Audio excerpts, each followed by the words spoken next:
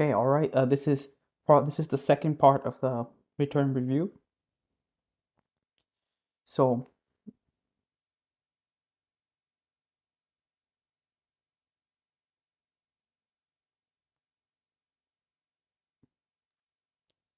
so this is where we were at. I was talking about how capital R is different from lowercase r. Lowercase r is square root of x squared plus y squared in cylindrical format, and capital R is square root of x squared plus y squared plus z squared in spherical format.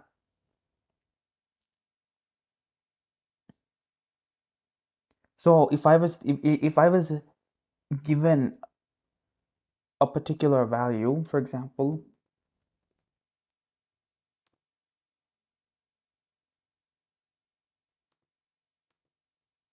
let's say I was given 8, 120, 360 in spherical format. You know that automatically corresponds to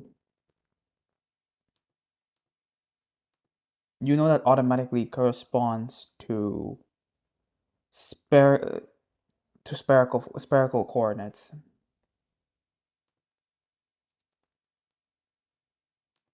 to r, theta, and phi.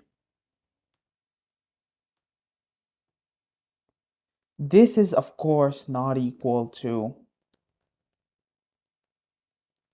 8ar plus 120a theta plus 360 nor is it equal to 8ax plus 120ay plus 360az.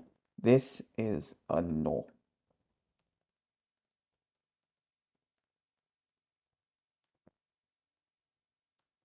So x is equal to r sine theta cosine theta and y is equal to r sine theta sine phi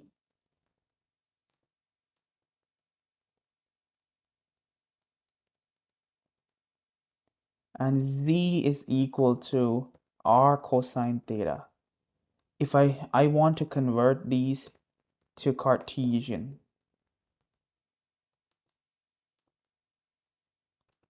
so 8 into square root of 3 by 2 into square root of 3 by 2. How I got this, I took the sine of 120 and the cosine of 360, and these are the respective values.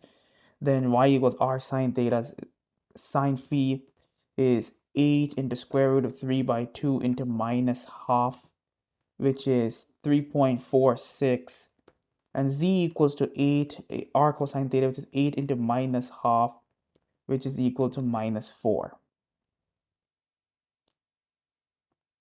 But if I want to convert them from spherical to cylindrical, r is equal to, the lowercase r is equal to r sine theta, which is 4 square root of 3. Phi will remain phi, oops, which is 330 degrees, and z equals r cosine theta, which is minus 4. How did I arrive at these derivations here? I'm going to draw it on the side. So let us say I have my plane x, y, and z. This is z, this is x, and this is y.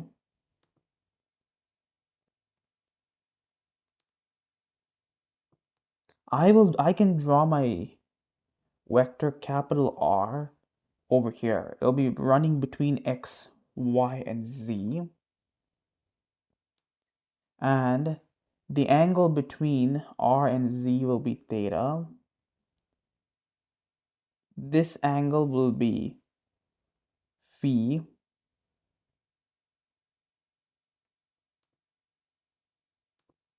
This is x.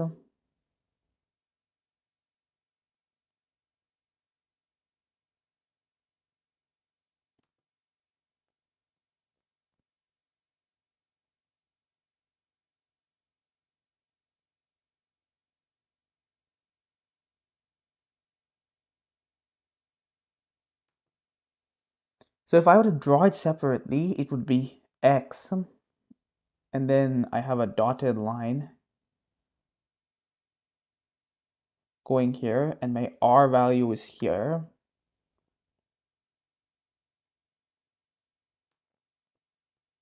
Or not my r value.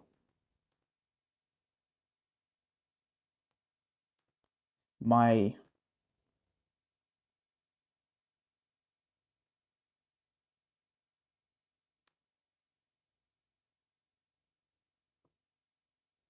AR is here. Then from here, I have A theta. Then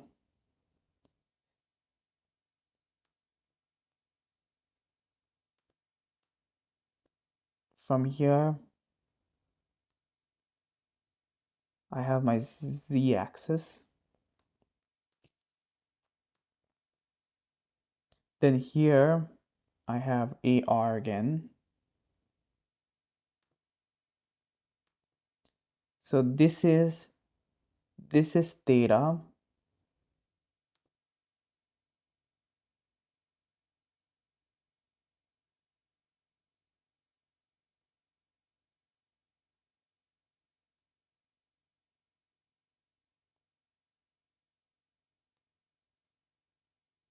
Sorry, this is theta, and this is phi.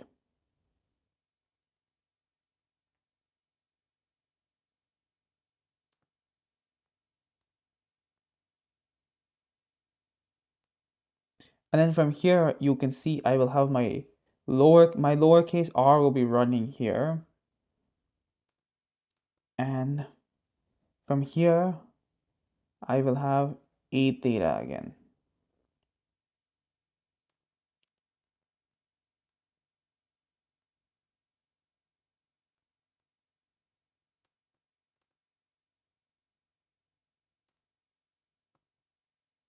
So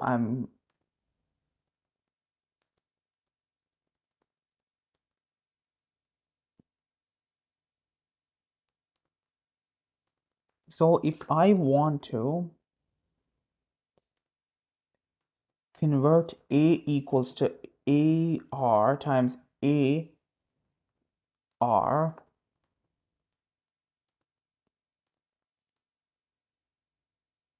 plus A theta times A theta plus A phi times A phi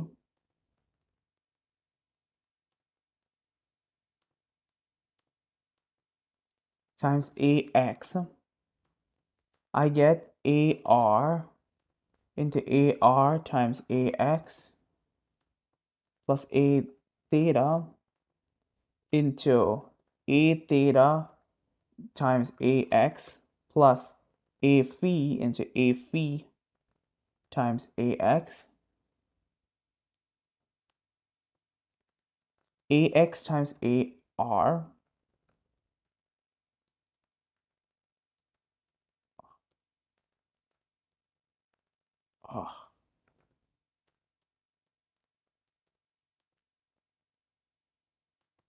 equals sine theta cos theta, sine theta cos phi, which is equal to r divided by r times x by r, which is equal to x divided by square root of x squared plus y squared plus z squared. And AX times A theta is equal to cosine theta cos phi, which is equal to z by r times x by r, which is equal to x divided by square root of x squared plus y squared plus z squared times square root of x squared plus y squared. AX times A phi is equal to minus sine phi, which is equal to minus y divided by square root of x squared plus y squared. Ay is equal to a times ay, which is equal to ar times ar plus a theta times a theta plus a phi times a phi times ay. Same thing with az.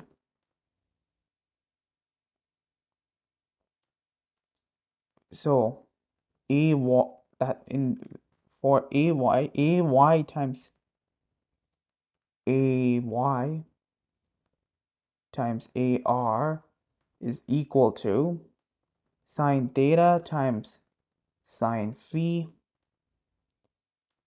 ay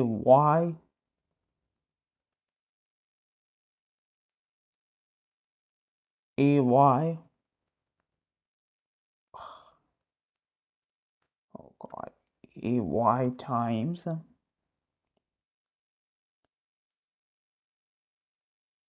a theta is equal to cos theta times sine phi az ay times a phi equals to cos phi.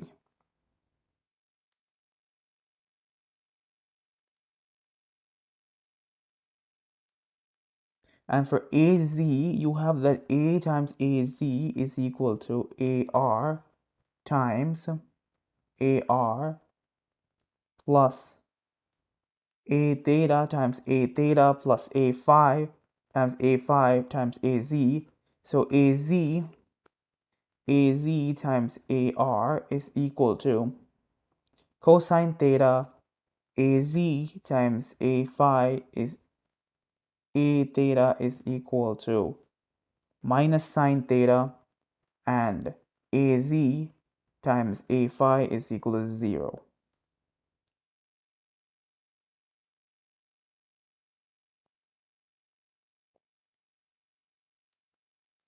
And the bounds for x, y, and z when you are in Cartesian format always minus infinity to plus infinity.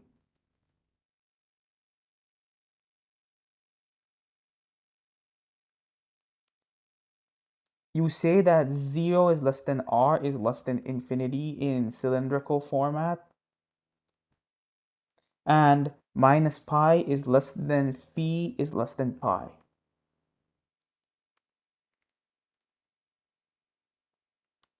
You don't have to do this for every one of them. That's why you're given the table. On the top of the table, you have cylindrical, spherical, and the third is rectangular. And on the left side, you have cylindrical, spherical, rectangular. The top is the input, the side is the output.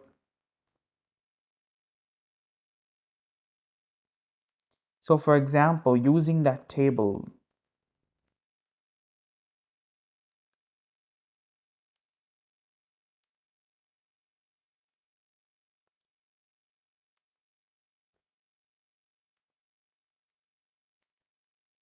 let us say I am asked to convert from cylindrical to rectangular.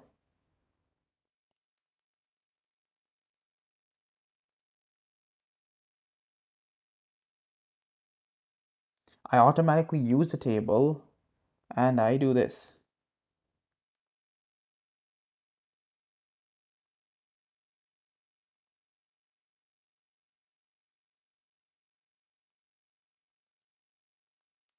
So I automatically use the table and I'm going to take cylindrical to rectangular. So cylindrical to rectangular will be this conversion here. And I'm going to take this and I'm going to multiply it by AR a phi, az, and I'm going to do standard matrix multiplication using that. Do standard matrix multiplication. After substituting the values, you will get unity for az, but you will get values for ax and ay.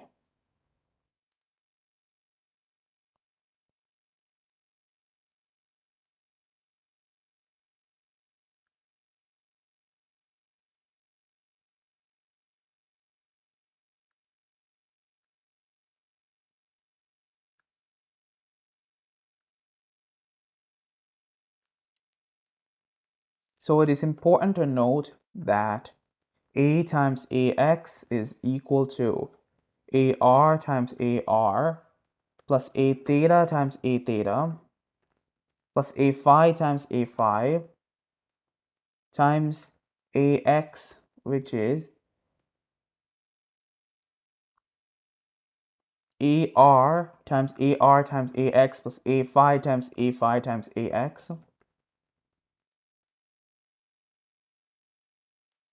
plus a theta times ax, and it is the part where we have ar times ax, a phi times ax, a theta times ax. We simplify that further in terms of sine and cos as per the table.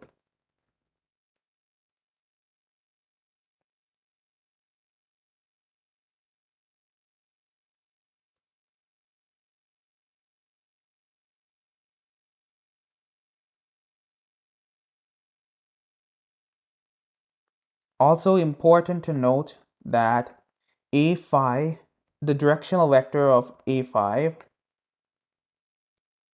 is orthogonal to ar and to the directional vector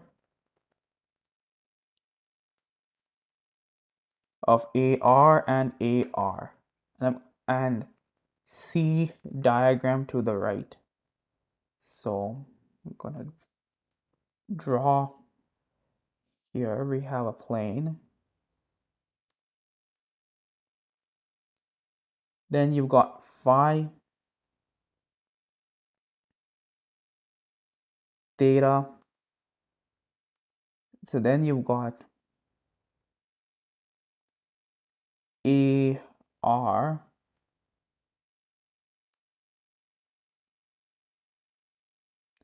a theta,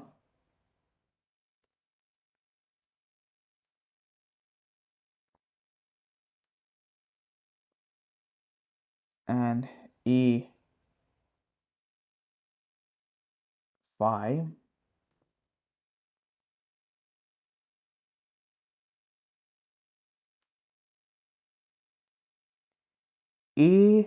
ar is orthogonal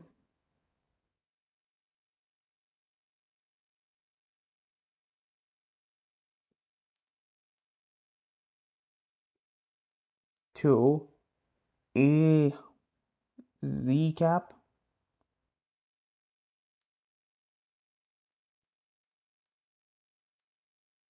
and a phi cap, and ar is orthogonal to a phi cap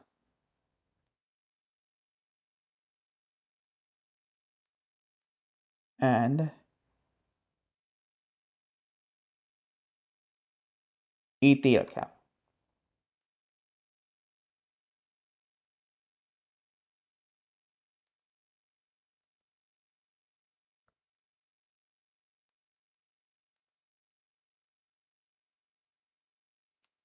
So now using all of this information, and if you've been given a problem on the exam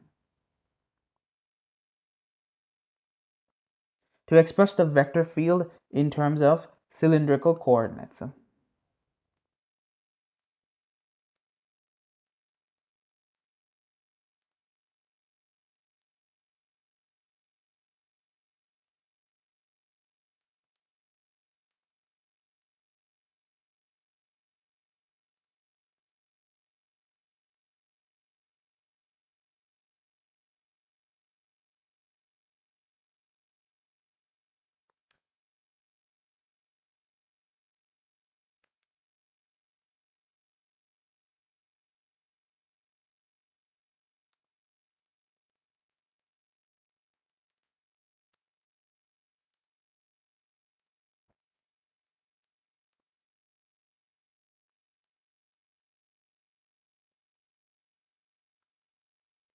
So first I'm going to write out the vector that you've been given, and that is f of x comma y comma z is equal to 2xyzax minus 5x plus y plus zaz. X is equal to cosine phi, y equals 2 sine phi, and z equals z. So f is equal to x phi z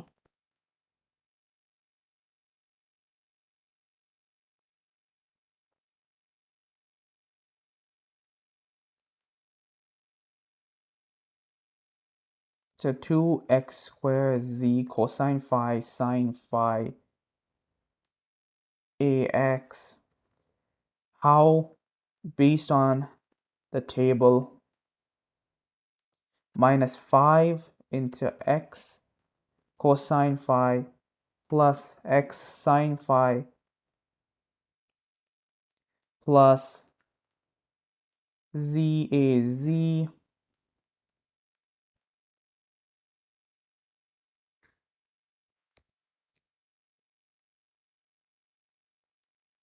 We can directly say that that is 2x squared z cosine phi sine phi into cosine phi az minus sine phi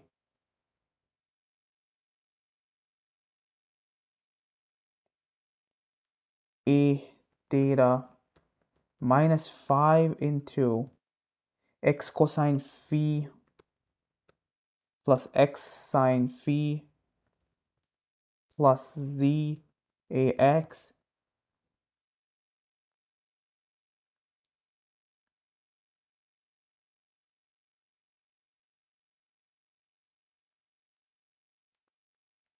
And that is our expression for part A. Then part B, we are given the values of phi as pi over 3. We can substitute that into the expression. Z equals 3, R equals 2. So we get 24 times half times square root of 3 by 2 into 1 over 2 a z minus square root of 3 over 2 a phi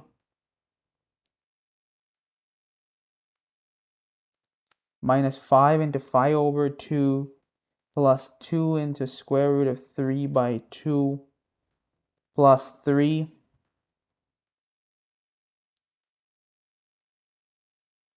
az. Fp is the magnitude that we're looking for.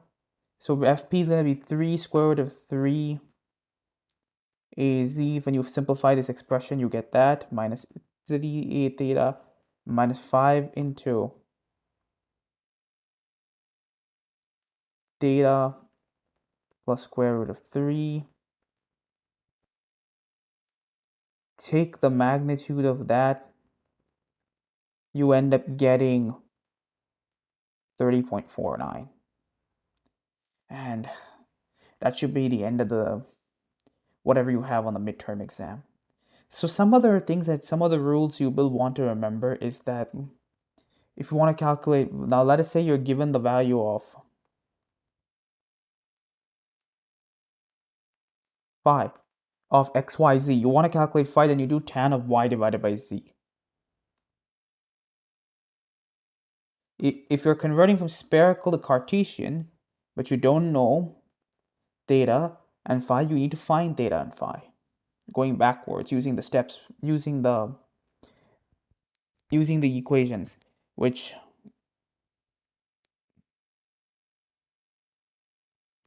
you were given.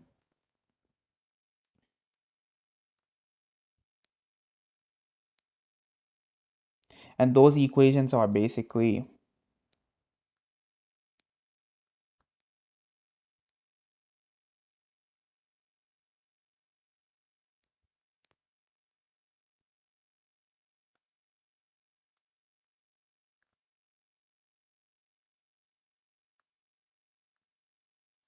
ay, the directional vector ay times ar, ay times a theta, ay times a phi, az times ar, az times a theta, az times a phi.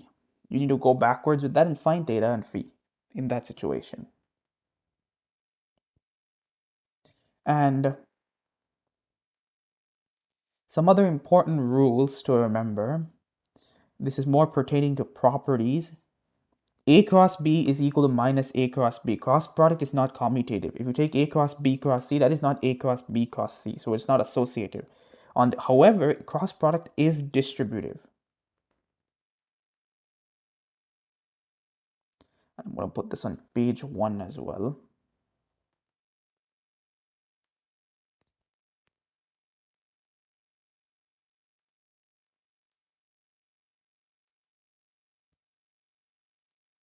And yeah, that should be basically it. Thank you and good luck.